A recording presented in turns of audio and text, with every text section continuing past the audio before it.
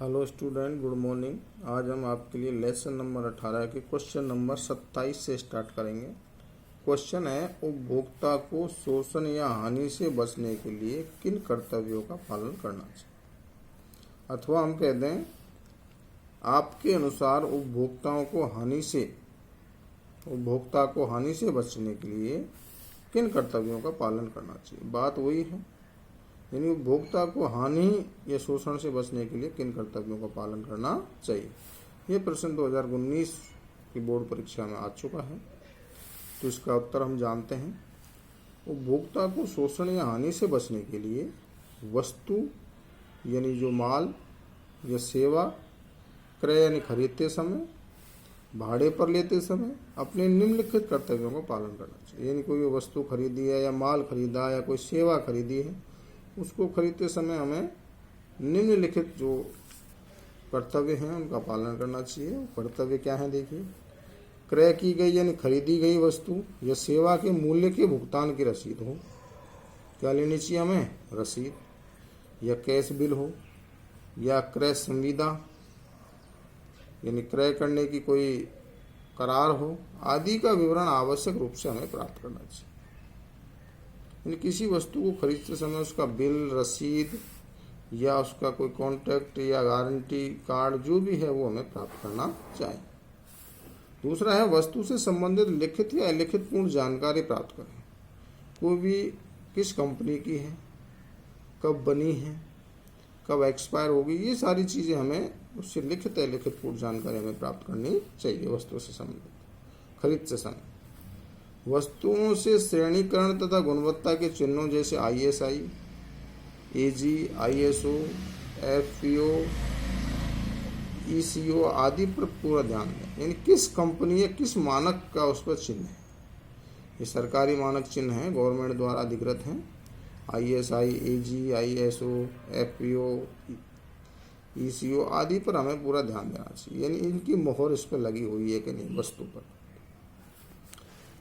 अगला है, वस्तु व सेवा में कमी या दोष पाए जाने पर विक्रेता को तुरंत सूचित कर हानि की क्षतिपूर्ति की मांग करनी। वस्तु से कोई भी दोष है या कमी है तो उसको तुरंत दुकानदार को वापस ले जाएं और उससे उसकी क्षतिपूर्ति की मांग करें, या तो चेंज करें या उसके वापस पैसे दें।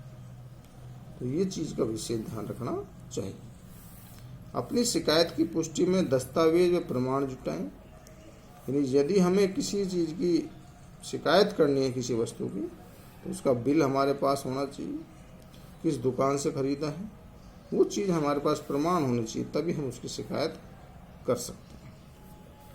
अगला है, विनिर्माता या विक्रेता यदि उपभोक्ता की शिकायत पर ध्यान नहीं देता है तो अविलंब उपभोक्ता न्यायालय या राज्य सरकार, उपभोक्ता संगठन या मंच से संपर्क स्थापित करें। यानी कोई भी विनिर्माता कंपनी है या विक्रेता है या उपभोक्ता की शिकायत पर ध्यान नहीं देता है तो अविलंब उपभोक्ता न्यायालय में जाकर या सरकार उपभोक्ता संगठन मंच से हम संपर्क कर सकते हैं। आगे देखिए, अगला प्रश्न है 28। राजस्थान में उपभोक्ता निवारण की राज्य व जिला स्तरीय व्यवस्था को समझें।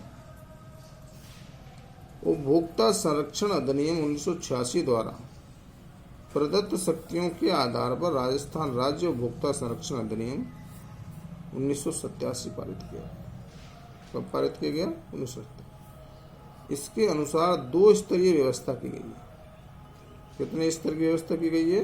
2 स्तर की। हमारे राजस्थान में केंद्र में 1986 का जो उपभोक्ता संरक्षण अधिनियम बनाया गया उसको आधार मानते हुए हमारे राजस्थान में 1987 में उपभोक्ता संरक्षण अधिनियम पारित किया गया।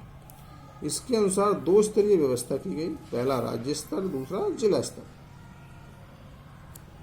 देखिए, राज्य आयोग जो राज्य स्तर पर राज्य उपभोक्ता संरक्षण नियमावली 1987 के नियम 7 के अनुसार पहला है, राज्य आयोग का कार्यालय राज्य की राजधानी में स्थित होगा। दूसरा, राज्य आयोग के कार्य दिवस तथा कार्यालय समय वही होंगे। तीसरा है, जो सरकार के हैं, ये राज्य आयोग के जो कार्यालय का समय है वो वही होगा जो सरकार के हैं।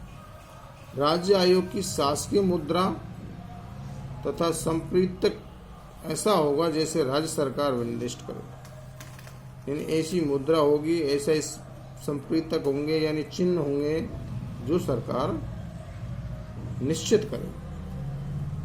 चौथा है राज्य आयोग बैठक जब कभी आवश्यक हो अध्यक्ष द्वारा बुलाई जाए। राज्य आयोग की जो बैठक होगी वो जब आवश्यक होगी तो कौन बुलाएगा? अध्यक्ष बुलाएगा। किसकी? राज्य आयोग। अगला है जिला फोरम। उपभोक्ता संरक्षण अधिनियम 1987 के नियम 4 के अनुसार जिला उपभोक्ता के नियम किसमें दिए हैं? 4 में। पहला है जिला फोरम का कार्यालय जिला मुख्यालय पर स्थापित होगा, प्रत्येक जिला मुख्यालय पर। दूसरा है जिला फोरम में कार्य दिवस तथा कार्यालय समय वही होंगे जो राज्य सरकार के, यानी गवर्नमेंट ने जो अपना कार्यालय का समय निर्धारित कर रखा है वही कार्यालय समय होगा जिला फोरम का। तीसरा है जिला फोरम की शासकीय मुद्रा तथा संप्रीतक ऐसा होगा जो राज्य सरकार निर्दिष्ट, यानी सरकार के द्वारा निर्दिष्ट उसके चिन्ह और प्रतीक होंगे। जिला फोरम की बैठक जब कभी आवश्यक हो अध्यक्ष द्वारा बुलाई जाएगी। इसके द्वारा जो बुलाई जाएगी? जिला फोरम के अध्यक्ष के द्वारा। अगला है उपभोक्ता विवाद निवारण के प्रावधान कौन कौन से? Question number 29। उपभोक्ता विवाद निवारण के प्रावधान निम्न है। पहला है वस्तु या सेवा का मूल्य तथा हर्जाने के लिए चाही गई राशि। कोई भी वस्तु है या सेवा का मूल्य है उसके हर्जाना यानी नुकसान के लिए जो चाही गई राशि है, यानी विवाद जो राशि का है वो 20 लाख रुपए से अधिक नहीं है। कितना है? 20 लाख से कम है। तो प्रत्येक जिले पर स्थापित जिला फोरम मंच में उपभोक्ता अपना वाद शिकायत दर्ज कर सकते हैं। यानी विवाद यदि 20 लाख तक है, 20 लाख से कम है, तो उसका विवाद हम कहाँ ले जाएंगे? उस विवाद का निवारण के लिए हम कहाँ शिकायत करेंगे? जिला उपभोक्ता मंच में, जिला फोरम में। कहने का अर्थ यह है कि हम कोई वस्तु सेवा खरीदते हैं और हमारा विवाद 20 लाख रुपए से कम है तो हम सबसे पहले शिकायत जिला फोरम में करें। इसके बाद वस्तु या सेवा का मूल्य हर्जाने के रूप में चाही गई राशि 20 लाख से अधिक है और 1 करोड़ रुपए तक है, यानी हमारा विवाद वस्तु का 20 लाख से अधिक और 1 करोड़ रुपए से कम है या 1 करोड़ रुपए तक है, तो ऐसे विवादों का निस्तारण कराने के लिए उपभोक्ता द्वारा कहाँ शिकायत करनी होगी? राज्य आयोग में अपना वाद शिकायत दर्ज करा सकता है। राज्य आयोग में सीधे शिकायत दर्ज करा सकता है। अगला है वस्तु या सेवा का मूल्य यदि 1 करोड़ रुपए से अधिक है विवाद किसी वस्तु का या सेवा का, तो उपभोक्ता द्वारा अपना वाद शिकायत दर्ज करा सकता है। कहाँ? वस्तु या सेवा का मूल्य 1 करोड़ रुपए से अधिक है तो उपभोक्ता द्वारा अपना वाद शिकायत दर्ज करा सकता है। कहाँ? राष्ट्रीय उपभोक्ता में।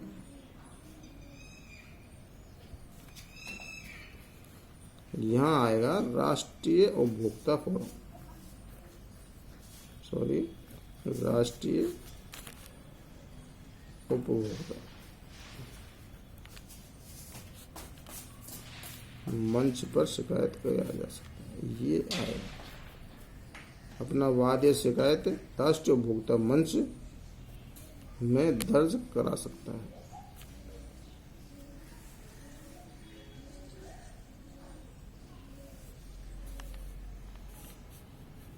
ठीक है। कहने का अर्थ ये हुआ कि वस्तु या सेवा का मूल्य 1 करोड़ रुपए से अधिक है तो उपभोक्ता द्वारा अपना वाद या शिकायत राष्ट्रीय उपभोक्ता मंच में दर्ज करा सकता है। यहाँ से इसको बीच में लिख लेना, अपना वाद या शिकायत। ठीक है। कहाँ करेगा? राष्ट्रीय उपभोक्ता मंच में दर्ज करा सकता है। ठीक है। इसको आप शिकायत के बाद लिखेंगे, शिकायत राष्ट्रीय उपभोक्ता मंच में दर्ज करा सकता है, ऐसे लिखेंगे। अगला क्वेश्चन है क्वेश्चन नंबर 30। उपभोक्ता विवाद के निर्णय के विरुद्ध अपील करने के क्षेत्र कौन कौन से? यानी उपभोक्ता विवाद में यदि व्यक्ति संतुष्ट नहीं है अपने मंच से या जिला फोरम या राज्य फोरम या राष्ट्रीय फोरम से, तो वो उसकी अपील कहाँ कहाँ कर सकता है? देखिए, उपभोक्ता विवाद के निर्णय के विरुद्ध अपील करने के क्षेत्र निम्न है। पहला है जिला फोरम द्वारा यदि 90 दिन की अवधि में निर्णय नहीं देना। यदि जिला फोरम ने अपनी शिकायत, उपभोक्ता की शिकायत पर 90 दिन में कोई निर्णय नहीं दिया है या दिए गए निर्णय से उपभोक्ता संतुष्ट नहीं है, तो वह जिला फोरम के निर्णय के विरुद्ध राज्य उपभोक्ता संरक्षण आयोग में अपील कर सकता है। अपील करने की अवधि 30 दिन रहेगी, यानी 90 दिन के बाद 30 दिन की अवधि में उसे शिकायत करनी होगी। दूसरा है राज्य आयोग के निर्णय के विरुद्ध राष्ट्रीय आयोग में अपील की जा सकती है। राज्य आयोग के निर्णय के विरुद्ध कहां अपील की जा सकती है? राष्ट्रीय आयोग अपील की जा सकती है। राष्ट्रीय उपभोक्ता संरक्षण आयोग के निर्णय के विरुद्ध यदि व्यक्ति राष्ट्रीय उपभोक्ता संरक्षण आयोग के निर्णय से भी असंतुष्ट है तो उसकी अपील उच्चतम न्यायालय यानी सुप्रीम कोर्ट में अपील करने का प्रावधान है। यानी व्यक्ति यदि राष्ट्रीय उपभोक्ता संरक्षण आयोग के निर्णय से भी संतुष्ट नहीं है तो अंतिम अपील कहाँ की जा सकती है? सुप्रीम कोर्ट में की जा सकती है। ये विशेष ध्यान रखेंगे। तो आज के लिए विद्यार्थी इतना ही। आगे हम आपके लिए अगली वीडियो में बताएंगे। थैंक यू, धन्यवाद।